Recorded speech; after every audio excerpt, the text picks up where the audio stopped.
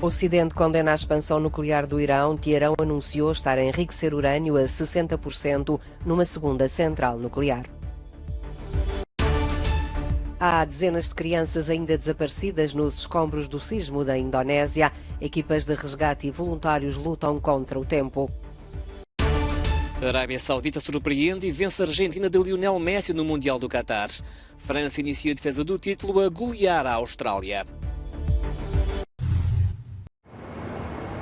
A Grã-Bretanha, a França e a Alemanha condenaram a expansão do programa nuclear do Irão após o anúncio da República Islâmica de que estava a enriquecer ainda mais o urânio. Teherão responde em tom de provocação à moção apresentada pelos países ocidentais na Agência Internacional de Energia Atómica, anunciando estar agora a produzir urânio com 60% de pureza na central nuclear subterrânea de Fordow.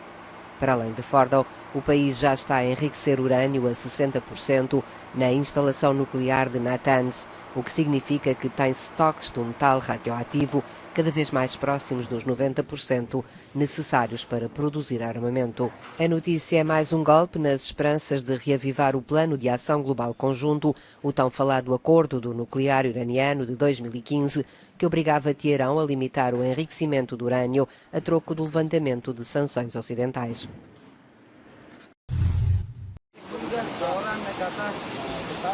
Na ilha de Java, na Indonésia, 2 dias depois do sismo, mais equipas de resgate e voluntários chegam ao terreno para procurar vítimas entre os escombros.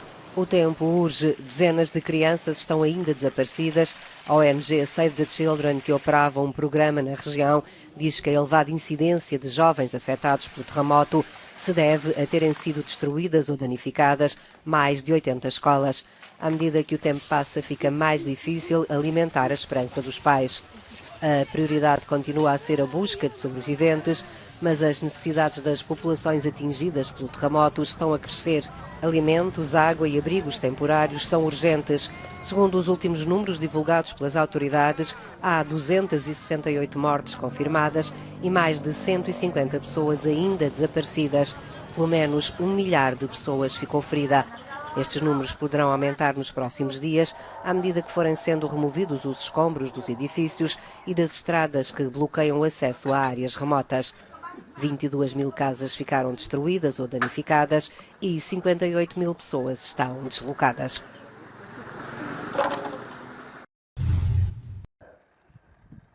Milícias sírias aliadas da Turquia estão em prontidão a aguardar o início da ofensiva terrestre anunciada por Recep Tayyip Erdogan contra as forças curdas em território sírio. Numa declaração preferida no nordeste do país, o presidente turco afirmou que, em breve, se Deus quiser, as forças armadas turcas irão eliminar os terroristas. Temos estado a sobrevoar os terroristas há alguns dias com os nossos aviões e drones. Se Deus quiser, vamos arrasá-los em breve com os nossos tanques, artilharia e soldados. A iminente ofensiva sucede-se aos ataques aéreos conduzidos no domingo pela Turquia contra as YPG, as Unidades de Proteção Popular Curdas, consideradas grupo terrorista por Ankara. A Rússia, que mantém tropas na Síria, em apoio de Bashar al-Assad, pediu calma à Turquia. Apelamos a todas as partes para que se abstenham de dar passos que possam provocar o escalar do conflito na região. Isto pode revelar-se mesmo um bumerangue e prejudicar ainda mais a segurança. Também os Estados Unidos, que têm vindo a apoiar as milícias curdas desde a guerra contra o Daesh, apelaram à Turquia para aguentar. No entanto, há muito que Ankara está ressentida pelo apoio de Washington a um grupo que vê como terrorista. Erdogan mostra-se decidido a atacar já depois da primeira ofensiva ter provocado dezenas de mortos de ambos os lados do conflito, incluindo civis.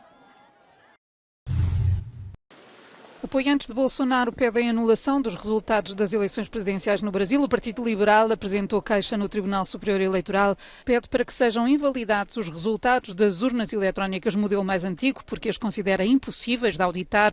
Na base da queixa não existe qualquer prova de mau funcionamento destes aparelhos, apenas a indicação de que nas máquinas novas Bolsonaro recebeu uma percentagem maior de votos. Segundo os resultados oficiais já ratificados, Lula ganhou a segunda volta das eleições a 30 de outubro com 50,9% dos votos. A recessão não é um dado adquirido, mas mais deve ser feito para evitar que se prolongue por muito mais tempo. Segundo o Comissário Europeu da Economia, Paolo Gentiloni, espera-se um curto período de contração para este ano e para o primeiro trimestre do próximo, que deverá ser seguido por uma recuperação moderada da economia. Em entrevista à Euronews, Gentiloni salientou que tudo depende da guerra na Ucrânia. Se não formos capazes de pôr fim à guerra, os riscos sobre a energia no próximo inverno, não este, mas no próximo inverno, poderão ser ainda piores do que os que enfrentamos agora. Temos, portanto, um quadro misto, globalmente em 2023. Na segunda metade de 2023 teríamos uma situação melhor do que a atual, mas isto também depende da evolução das crises geopolíticas que enfrentamos aqui na Europa. O Comissário Europeu falou em Estrasburgo, onde apresentou as recomendações da Comissão para as economias dos países da União Europeia. Os mais vulneráveis continuam a ser aqueles com dívidas bastante elevadas, como a Itália ou a Grécia. Mas Gentiloni disse que, olhando para os seus projetos de orçamento, parece que o aumento dos investimentos públicos poderia fazer a diferença. É possível que se lembre que na crise anterior, a crise financeira que tivemos durante vários anos, 5, 7, 8 anos, o investimento público decresceu. Portanto, a mensagem é que temos o programa Próxima Geração UE, os programas da União Europeia.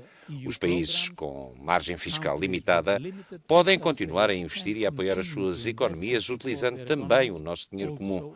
Esta é uma mensagem europeia muito importante.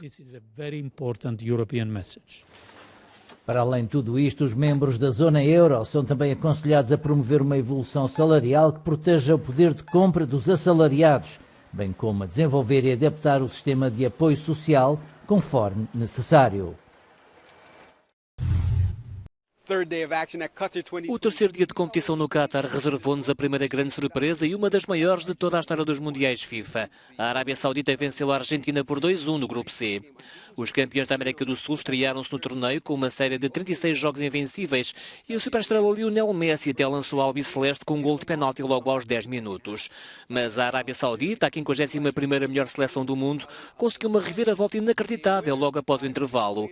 Saleh Al-Shehri empatou aos 48 e Salem Al-Dawsari fez o 2-1 5 minutos depois. No outro jogo do Grupo C, México e Polónia ficaram-se pelo nulo. Nos restantes jogos do dia, destaque para a estreia dos atuais campeões do mundo.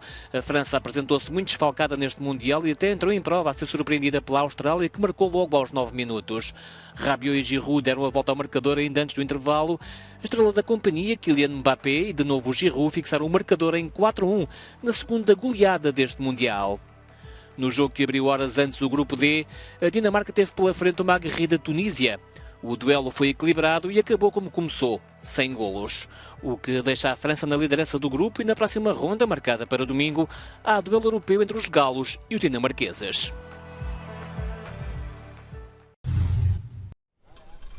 Ao quarto dia do Mundial, os holofotes do Qatar são colocados no arranque do Grupo E, que junta a Alemanha e a Espanha. Campeões do mundo há 8 anos no Brasil, os germânicos estreiam-se diante do Japão de Hidemasa Morita. O sportinguista deve ser titular. As duas equipas apenas defrontaram-se 2 vezes em particulares, com um empate e um triunfo da Alemanha. Pouco depois entra em campo La Roja. A Espanha enfrenta a Costa Rica. É o primeiro duelo oficial entre estas duas seleções latinas. Até aqui apenas disputaram 3 particulares, com um empate e 2 triunfos espanhóis. A equipa de Luís Henrique procura relançar-se em provas internacionais. A do veterano Bryan Ruiz aposta em conseguir mais uma surpresa neste Mundial, depois do triunfo da Arábia Saudita diante da Argentina. Em vésperas da entrada em cena de Portugal no Qatar, defrontando no Grupo H as Estrelas Negras do Ghana, esta quarta-feira vai ficar ainda marcada pela estreia na competição de outras 2 seleções europeias. O jogo grande do dia no Grupo F é o Bélgica-Canadá no estádio Ahmad Ben Ali. O selecionador Roberto Martínez não vai poder contar nos diabos vermelhos com Romelu Lukaku, com uma lesão que até pode custar ao avançado todo o Mundial. Para a Bélgica, esta também pode ser a última chance para a sua geração de ouro ganhar um grande torneio. Em relação ao Canadá, este torneio reveste-se de grande expectativa. É o primeiro Mundial para os Canucks em 36 anos. No outro jogo do Grupo F, a Croácia enfrenta Marrocos em mais um duelo euro-africano neste Mundial. Samashu for Euronews in Doha.